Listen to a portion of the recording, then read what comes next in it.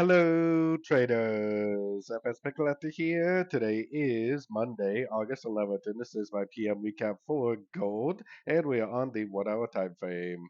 So on gold, just recently, just a few minutes ago, we had some news about how Trump is not going to tariff gold, which is potentially bullish for gold. Now, last week I was talking about how this looks like five ways up right here, which I still think it does.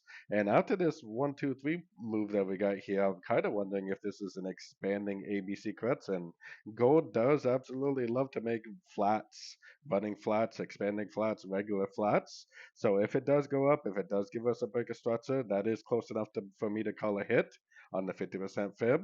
If it does all that, it potentially could start another pretty decent move to the upside for either a 1, 2, 3, or maybe even an A, B, C. Luckily, we trade a wave 3 and a wave C exactly the same until we get to that crucial Fibonacci extension level. So anyways, don't forget to check out my website, link down here in the corner. And as always, thank you for watching and happy trading.